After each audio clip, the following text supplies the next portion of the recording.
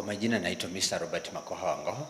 Mimi ni rais wa bunge la mwananchi wa Nakuru County. Vile vile mimi ni 2027 Nakuru Town West Member of Parliament aspirant. Therefore, as a youth of this nation, we have come to our realization that our country is headed towards the wrong direction. And if at all we don't change things, if at all we don't become the real example that we are talking about and speculating, nothing is going to change. That's why, for myself, I'm going to vie for the seat of Nakuru Town West, and for the other youth and elderly people who are in their 40s and 50s, we should also take up positions to change the narrative of our flopping economy of the country, Kenya. For the seat of the president, we have come to our mind and we have seen some people of the caliber of Morara Kibaso yearning to vie. We have seen people like Kalonzo Musyoka. But for me, I used to think that Raila Amolo Odinga was the best for our country, Kenya. Only for me to give him time after entering in the unison government with William Samoei Ruto. This man, this father we have been praising, is yet to change the history, is yet to tell us that he convinced Ruto to make SHA begin working. He's yet to convince us by ensuring that we have a better funding model at the university level. Raila Amolo Odinga is yet to convince us that our Gen Z brothers and sisters who were killed in cold blood at the parliament building can get justice after he entered the government. I love Right Honorable Raila Amolo Odinga so much, but this time around, I'm encouraging the youth of this country, now that he's not going to vie, that William Ruto is a dangerous guy, and we can see that he has never appointed any young person, any mama mboga, any boda boda guy into his government. The other day, I used to see young people saying that he has appointed a young man from Kilifi. That's not a Gen Z who came out to protest due to poor financial bill of the year 2024. Therefore, there is a man by the name Fred Ogola. Fred Ogola, this is a senior economist whom I believe at one point, even if I was young, he was an advisor in the government of one Mr. Mwai Kibaki Emilio.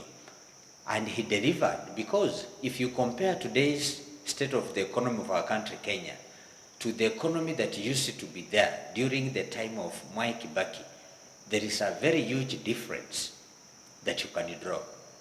Another reason as to why senior economist Fred Ogola fits in the shoe of running this country is that this is a man who has at one time been hired by the government of Rwanda, not even Kenya.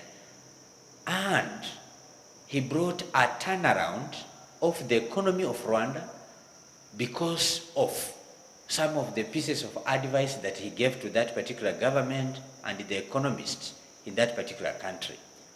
Through his book of the economics that he wrote, that book has made tremendous changes in the countries that chose to adopt it and what is inside that book. So if Fred Ogola has changed the matters of the countries of the caliber of Rwanda and Atal, why don't we as Kenyan people, especially the young people who want new blood in the position of the president, try out this man and see whether he can actually bring back home the knowledge and experience that he has taken to other countries to change the manner in which those countries are operating. Because we were lied to, we were duped in the year 2022 when these people told us that a young president of the caliber of Ruto was the best for our country, Kenya. But we have ourselves to blame, because whereas I'm bringing on board a person like Fred Ogola to contest for the presidency, and we have never heard of a poor vice being mentioned concerning him. For Ruto, we had heard that he was a murderer, he was a land grabber. Ruto was actually a corrupt individual, but we all ignored that. Now, can you tell me that 2027, when it comes, William Samoei Ruto is still the same person who can be entrusted to hold the government of Kenya?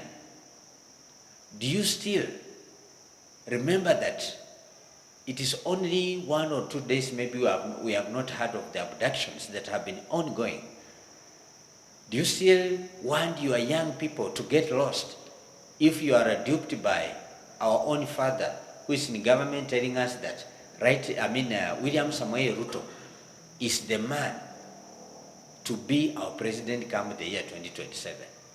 And are you aware that this is a man who is only 2 years old in office, but the same man has already declared that he's going to rule for the next 7 years, not 5 as it is stipulated in the Constitution of Kenya. Today, under his watch, today under his government, as I speak, we are seeing and hearing legislators, members of parliament, senators and women rep complaining that the government is forcing them through the Salaries and the Remuneration Commission to add them salaries. Each one of them, especially the senators, like I heard from Senator Metho from Nyandarua, saying that the government has endorsed a whooping 366,000 Kenyan shillings as an increment on top of what he has actually been earning. Now, Kenyans, why don't you use the whooping amounts of the legislators that want to amass on their already heavy pay to pay the intern doctors, to employ the intern teachers, to build the CBC classes, to add our dedicated primary school and secondary school teachers' salary, instead of adding members of parliament who have got already hefty perks on their pay slips, and most of them do not speak even in parliament. We have seen an area legislature of Nakuru Town West, for example, Mr. Samuel Arama. Arama has never spoken in the National Assembly. We have also heard people of the caliber of George Aladwa. Aladwa has never spoken in the National Assembly, and many other members of parliament whom we thought will represent the people, whom we believed that they will oversight on behalf of the people, but they actually ended up remaining mum and not contributing positively to the economy of Kenya. Therefore, this man, Fred Ogola, senior economist, given time, in my personal opinion, and that opinion of the Bunge la Mwananchi, he can make a very big difference. Take that one to the bank and you'll tell me later. Thank you so much.